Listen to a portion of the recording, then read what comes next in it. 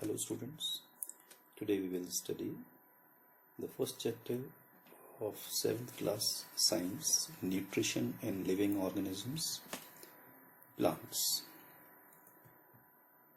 So here in this class you have to study about the nutrition in plants in first chapter.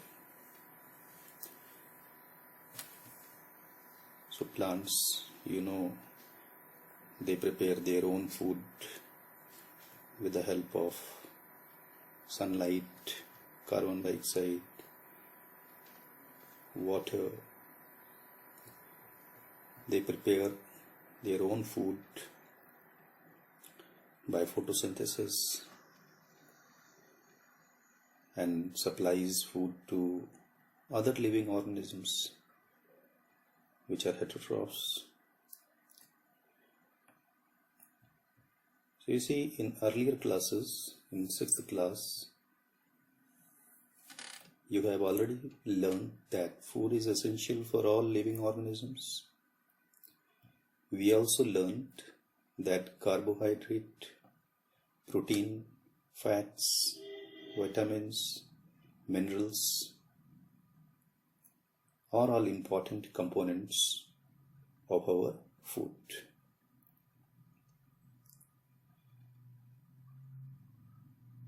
You obtained these important components of food from plants as well as from animals, but plants are the main source of food material. So these components of food are necessary for our body and are called nutrients. So you can call carbohydrates, proteins, fats, vitamins, and minerals as nutrients. The nutrients enable living organisms to build their body,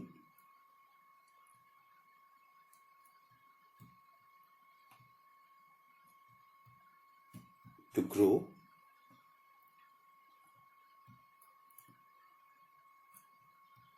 to repair damaged parts of their body, and to provide energy, to carry out life processes. Life processes means even nutrition you can call as life process.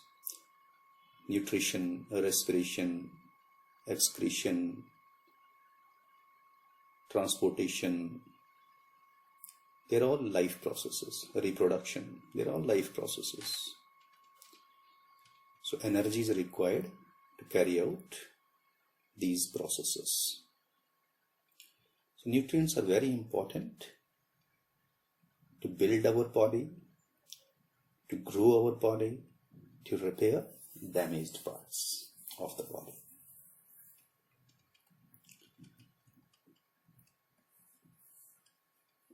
Here one thing is very important here.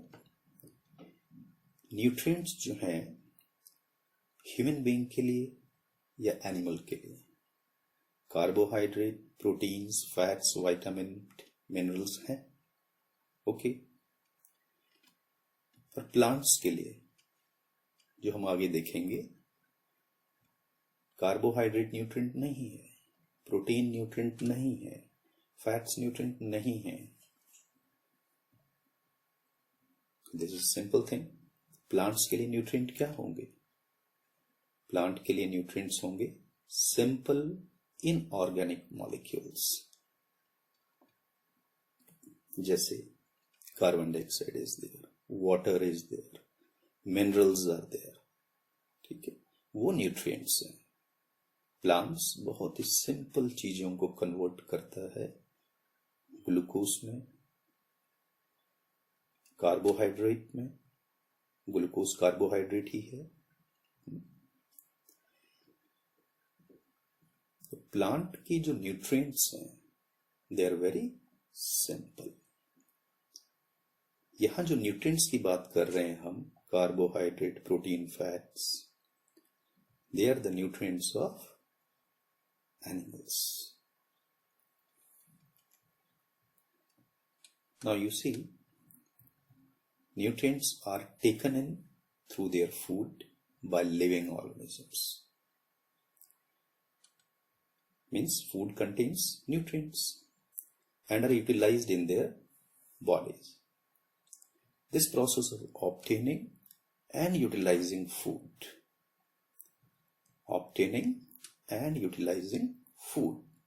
by an organism is known as nutrition. Carbohydrate हमने obtain किया, body के अंदर ले गए, उसको utilise किया. किसके लिए यूटिलाइज किया? To build, to grow, to repair, to get energy. उसको हम न्यूट्रिशन कह रहे हैं.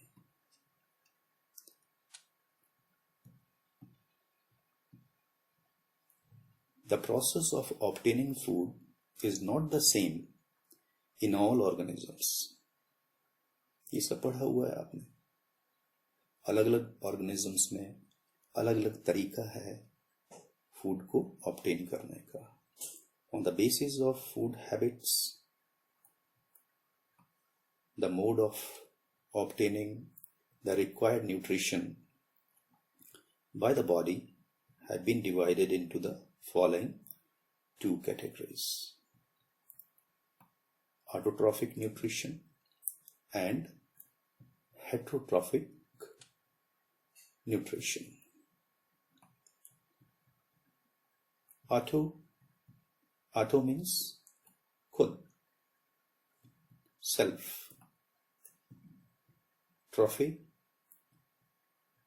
means nutrition. So autotrophic nutrition में ग्रीन प्लांट्स आते हैं, कुछ बैक्टीरियाज आते हैं जिनको हम ऑटोट्रॉफ्स कहेंगे. Means autotrophs are the organism in which autotrophic type of nutrition exists. Autotrophs prepares their own food. Own means self. किसी दूसरे से फूड नहीं लेते हैं. हमें देखिए, या एनिमल्स, हम लोग प्लांट्स प्रोडक्ट्स लेते हैं या एनिमल प्रोडक्ट्स लेते हैं as a food. The plants, they are autotrophs. वो सनलाइट की एनर्जी से सिंपल चीजों से फूड बनाता है, खुद बनाता है. हम अपना फूड खुद नहीं बना सकते हैं. So you can see two categories हैं न्यूट्रिशन की. एक तो हो गई ऑटोट्रॉफिक न्यूट्रिशन जिसमें प्लांट्स आते हैं, दूसरा है हेट्रोट्रॉफिक न्यूट्रिशन. हेट्रोट्रॉफिक न्यूट्रिशन में it is the mode of nutrition in which organism cannot prepare their food on their own and depend on others for it. So human being, you can say, depend on others for food. हम seeds खाते हैं, serials हैं, pulses हैं, plant से मिलती हैं, oils plant से मिलते हैं, फ्रूट्स प्लांट से मिलते हैं. तो we depend upon the plants या एनिमल्स के ऊपर अपने फूड के लिए. हम अपना फूड खुद नहीं बनाते हैं. All animals and few plants are heterotrophs. Again, heterotrophs means, hetero means other, खुद से नहीं, बाकियों से खाना ले रहे हैं हम, from others. So we are heterotrophs. कुछ प्लांट्स भी हेटेरोट्रॉफ्स हो सकते हैं, जैसे pitcher plant is there,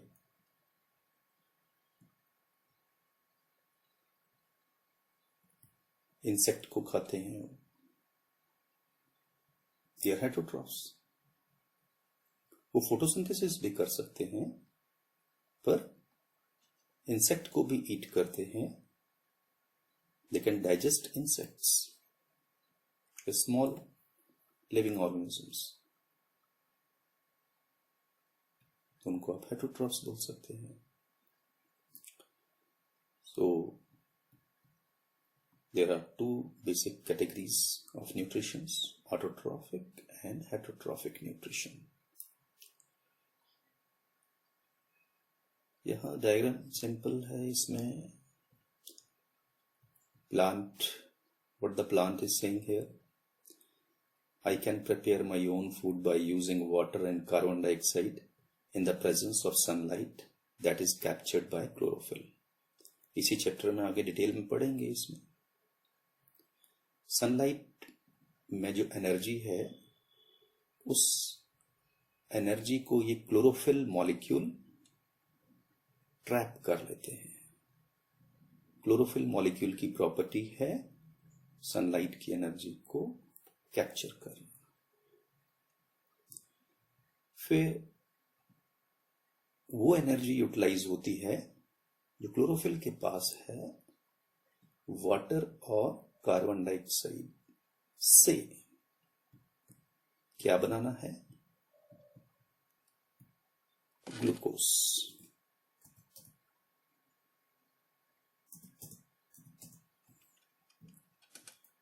So glucose is synthesized in photosynthesis. Glucose is very important. और इस ग्लूकोज से ही क्या बन जाता है? कार्बोहाइड्रेट, जैसे स्टार्च जो आपके चावल में है, चपाती में होता है. ग्लूकोज एक छोटी यूनिट है. बहुत सारे ग्लूकोज मॉलिक्यूल जोड़ करके स्टार्च बनेगा, जिसको हम खाते हैं. ग्लूकोज में क्या क्या होता है? Glucose as C6H12O6, carbon, hydrogen, oxygen है. ये कहां से आ रहा है ग्लूकोज में? वो यहां से आ रहा है, वाटर से और कार्बन डाइऑक्साइड से. कार्बन डाइऑक्साइड में CO2, वाटर में H2O. तो यहां से ये एलिमेंट्स यूज होंगे. क्लोरोफिल के पास जो एनर्जी है, जो सन से आई है, उसका यूज करके ग्लूकोज की सिंथेसिस होगी. यही फोटोसिंथेसिस है. इसको आगे पढ़ेंगे. यहां देखिए, this is heterotroph. What is he saying? I cannot prepare my food, my own food. I depend on plants for food. So you can say heterotroph. It is herbivore, depends upon plants for their food. So let us revise. Let us study the following flow chart. Modes of nutrition: autotrophic nutrition, heterotrophic nutrition. Autotrophic nutrition, all green plants. Heterotrophic nutrition, animals, man, non-green plants like cascita. आपने देखा होगा अमरबेल fences के ऊपर without leaves, yellow colour की बहुत लंबी bell उलझी रहती हैं. They are the non green plants. वो दूसरे प्लांट्स के ऊपर डिपेंड करते हैं, वहां से अपना फूड ले लेते हैं. हेटरोट्रॉफिक न्यूट्रिशन अलग अलग तरह का हो सकता है. Saprotrophic nutrition, parasitic nutrition, holozoic nutrition. saprotrophic nutrition, example fungi, mushroom, bread mold and some bacteria. saprotrophic nutrition में ये सब पढ़ा है आपने. saprotrophic nutrition में ऑर्गेनिज्म जो है डेड एंड डिकेइंग फूड के ऊपर या ऑर्गेनिज्म के ऊपर डिपेंड करता है. जो ऑलरेडी ऑर्गेनिक फूड प्रिपेयर्ड है, एनवायरनमेंट में पड़ा हुआ है, उसको एज ए फूड यूज करता है. फंगाई एक बड़ी टर्म है. मशरूम भी फंगस है जो एडिबल है, जिसको हम खाते हैं. मार्केट में मिलता है ना व्हाइट कलर का. ये भी मशरूम जो है ये एडिबल है और ये फंगस में आता है. Bread mould, Rhizopus. जब ब्रेड एक डार्क और मॉइस्ट एरिया में रखी हो तो कुछ टाइम के बाद उसमें फंगस लग जाती है. वो ब्रेड मोल्ड भी फंगस है. और कुछ बैक्टीरिया हैं जो सैप्रोट्रॉफिक न्यूट्रिशन करते हैं. अपना खाना खुद नहीं बनाएंगे, depends on others. Parasitic nutritions, ये दूसरे लिविंग ऑर्गेनिजम्स के ऊपर डिपेंड करते हैं. तो parasite without leaving organism, other living organism survive नहीं कर सकते हैं. जैसे ये डॉलर अभी मैंने कहा, नॉन ग्रीन प्लांट्स जो हैं, तो ये पैरासिटिक प्लांट्स जो हैं दूसरे को भी डिपेंड कर रहे हैं. इससे पैरासिटिक न्यूट्रिशन जो है. होलोजोइक न्यूट्रिशन जैसे अमीबा या ह्यूमंस. होलो मीन्स कंप्लीट. तो यहां अमीबा भी जो है, आपने इसका स्ट्रक्चर देखा होगा, इररेगुलर स्ट्रक्चर. यूनिसेलुलर ऑर्गेनिज्म है. अपनी सेल मेम्ब्रेन से ये के थ्रू कंप्लीट फूड को अपने अंदर ले जाता है अमीबा. तो हम कहेंगे होलोजोइक न्यूट्रिशन. ह्यूमन बीइंग भी ऐसे ही करते हैं. अंदर हम डाइजेस्ट कर रहे हैं फूड को, तो हम फूड को अंदर ले जा रहे हैं, इंजेस्ट कर रहे हैं. Injection process. तो आगे पढ़ेंगे. So holozoic nutrition, we are taking in complex food material, right? It's a holozoic nutrition. Now here you will see here, और बेसिकली इस चैप्टर में हमें पढ़ना है फोटोसिंथेटिक प्लांट्स या ऑटोट्रॉफिक न्यूट्रिशंस. प्लांट्स में न्यूट्रिशन कैसे होता है ये चीज पढ़नी है. चलिए लास्ट पॉइंट है. Do you know Euglena is an organism that shows both autotrophic and heterotrophic modes of nutrition. It has both plants and animals like feature. Means you can see this diagram here. You can see green color chloroplasts molecules भी ये cell structures दिख रहे हैं इसमें. तो green color molecules are there which can trap solar energy that can be utilized to prepare food material. Therefore they are autotrophic. Euglena होता कहाँ है? फ्रेश वाटर में होता है यूग्लिना. अगर उस फ्रेश वाटर में लाइट अवेलेबल है, यूग्लिना तक लाइट पहुंच रही है, तो वो अपना फूड खुद प्रिपेयर कर लेगा. तब हम उसको कहेंगे it is preparing its food by autotrophic nutrition. लेकिन अगर जहां यूग्लिना है वहां लाइट नहीं पहुंच रही है, उस कंडीशन में ये जो यूनिसेलुलर ऑर्गेनिज्म है यूग्लिना, ये अपनी मेम्ब्रेन के